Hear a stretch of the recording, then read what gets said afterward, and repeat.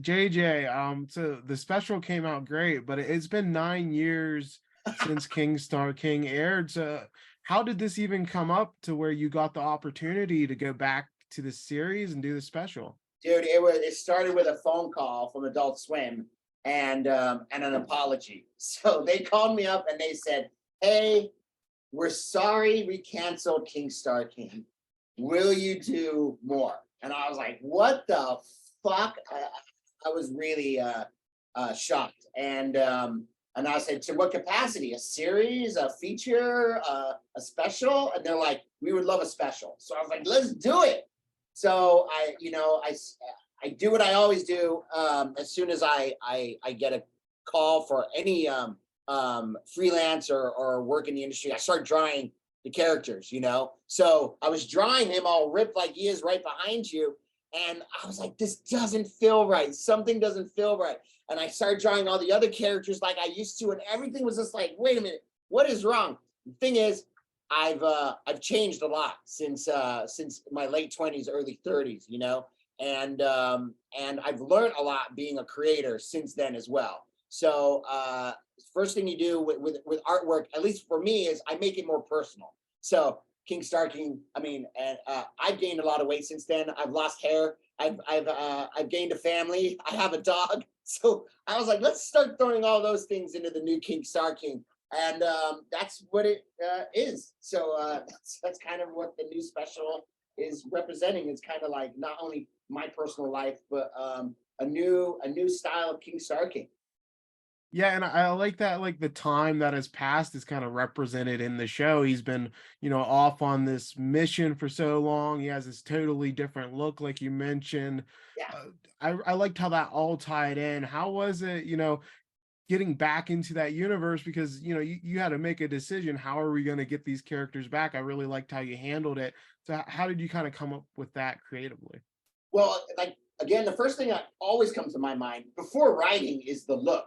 So back then, I was inspired by different artists, than I am now. And so I started looking at artists that I love now and thinking, how can I fit that into this special? And the most important thing for a look of a cartoon is the art director. So there's this guy named Greg Sharp. I fucking love his work. We kind of had an email relationship. We hung out once before many years ago, and I thought, well, this could be an opportunity for him to bring his look into my world. And I hit him up, and thank God he said yes. I'll be the art director. And so he fucking brought in his homies, which all art directors do, and they did an excellent job, for the look of the show. Yeah, it looks great. And also interesting is, since it has been a long time, some watchers will be introduced to King Star King for the Yeah. first time through this. And I feel like you kind of have like it's a continuation, but it's almost like a soft reboot with the new look and everything that's happened. So it's a very good entry point. Oh yeah, yeah, totally. I mean, look, Adult Swim and I had many discussions, and one of them was like, "Hey, think about recreating this whole thing, a new look, a new, just idea for these characters," which is like a weird request to have, And I thought you just go back home, you're like, "What the fuck are they talking about?" When you're on the freeways in LA, so many ideas spawn when you're driving, and so that's when this whole idea started coming to me with King Star King should have a family, and we should put him in the crud zone, which is a gnarly fucking uh third world planet, I guess, for a traditional suburban family to live. Yeah, and there's so many new dynamics to explore. You talked about the family and he's living in the normal zone and back to the crud zone. So how fun was it to, get these characters back and then tell a whole different story with them and take them to new places we haven't really seen them before? Dude, it's so fun. I mean, and on top of that, like, Tyler, you got to understand how difficult it is to get something made of your own in this industry. Let's say like I guess in the animation guild, I think there's only like 2,000 members, which is like extremely low. So it's not even, it's like 2,500. It's really not that many members as you would think, you know. So let's also say all the shows that aren't in the guild. So you know, I guess in this industry there's about 10,000 people, you know. And all those people want their own show. All those people, well, not all of them, but a lot of them want their own movie and their own show, you know. So you walk into this, you walk into getting a special, and you just realize, like, I am so fortunate. I'm so lucky to have this opportunity to make this, this piece of art of my own, you know, and get to make it how I want. Hopefully, you know, the back and forth with executives isn't too hardcore like it could be. You know, coming from DreamWorks, I mean, as my first job, that place that made my heart cold. You know, just all the rejections that you get there. You get 3 years to make one feature. You know, you redraw a storyboard scene there. You could be doing it for 6 to 8 weeks, one scene. You know, just so it fits the movie perfectly. So your shit gets thrown out constantly at a company like that, and that's what DreamWorks kind of taught me is like, yeah, get ready, get prepared for rejection. You did such a great job with the voice cast here. I love Robert Englund as Jeff Bezos. I thought that was such a fun casting. How was it working with him again? Because he's so fun in that role. Tyler, you did your research, man. You knew I worked with him for a second time. That's awesome. Um, he's so professional. The guy comes in, memorized lines, and he comes in with like strong ideas, you know, and you've got to listen to him. He is just like a film historian. He'll bring up so many movies, like black and white movies from the 40s, that you're like, holy shit, how does he even know romantic film?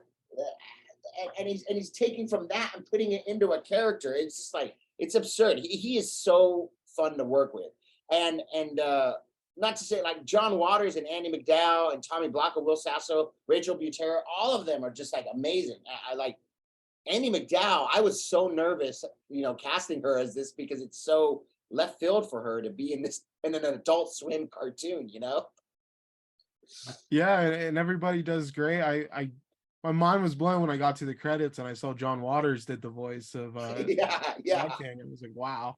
yeah. Um, and I love that, you know, you retain like a lot of your signature style in this. Like, bodies are exploding. There's all that gross elements. You can definitely tell when a show is yours. So how would you best describe, you know, your style, even especially because I know you worked, you had a cartoon short with Cartoon Network coming up. Like, Yeah.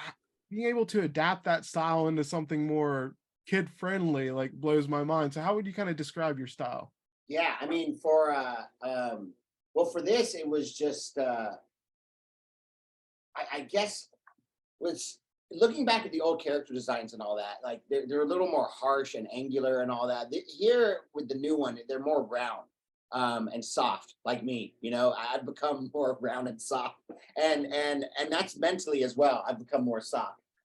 So I guess it's just like you just put yourself into whatever it is you're drawing. You know, as far as like the cartoon, I can't believe you're the first interviewer to know that I've got a children's thing coming out as well, which is really cool. Tyler, you've done your research, man. You've done your research. So yeah, it's I can't wait for everyone to see the kid show thing that I've been working on, Scaredy Cat, which is we're going to be done next month on that. And yeah, you just got to put yourself into these characters. If you're not putting yourself into them, there's no point. It's just it's going to be harder on you. You know, these this stuff takes a lot of work, and like it takes long hours, and when you're working in your office at 9:30 at night, when you want to be home cuddled up with your family and watching a movie, or the new fucking TV show that's coming out, or streaming show, like, you you've got to love what you're doing.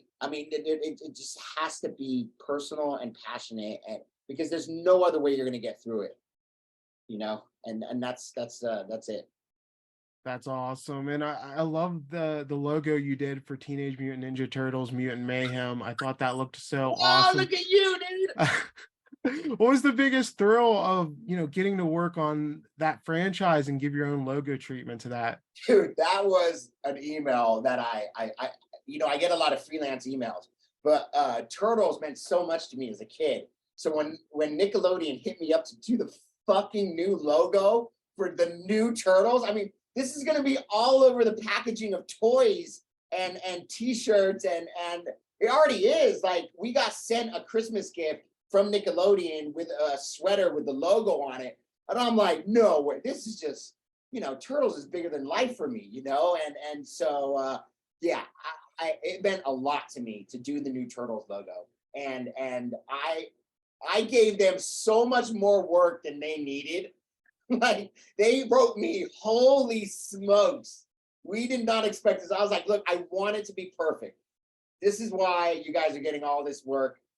Just pick what you love. There was one I thought they were gonna absolutely pick, but they didn't. I'll tell you what it was. So it said mutant, right? And the T for the mute, because for the mutant was Raphael's. What did they call that? His I don't know exactly the name of his Oh, knife. his weapon. Yeah, like the Weapon. sai. Yeah, the Yeah. side. That's what it is. Yeah, it was the letter T. And I colored it in the same brown as the toy packaging back in the day. That brown that they used to have. Yeah. Yeah, and I thought they were guaranteed gonna pick that one, but they picked the one they did. But they said they really did like that one. But That's so cool. yeah, it was cool. Yeah, and that's so awesome. I was checking out your Instagram. You've been so busy with so much cool art. I saw that Travis Barker bought one of your pieces. I'm a huge Blink fan. Oh, you What does are? it mean for you when like other artists are, supporting your work and dig your style like that? That has to be cool to see. Yeah, man. I mean, it's crazy. Like, and a lot of it I don't even tell people about. Like, no one knows I did a t-shirt line with Kanye West in 2019. Like people just wear the clothing and they don't know it's me that did it. But it's just like these things happen. And for a guy like Travis Barker to buy my painting, I mean, it's just really cool. He put it in he owns a sound studio, and he put it in the waiting room there, and the amount of like musicians that have taken photos next to that painting is it's like crazy. Like this rapper named Trippie Redd, like he took a photo next to it, and it's just like, God damn, dude, it's just nuts. Yeah, it's really cool. Yeah. That's so cool. What was your collaboration with Kanye? I'd love to hear about that. Okay, so like Kanye and do you know XXXTentacion? He like, Yeah, yeah, rest in peace. yeah, rest in peace. Like so after he died, I guess Kanye got a hold of some of his work, and he did a collab with I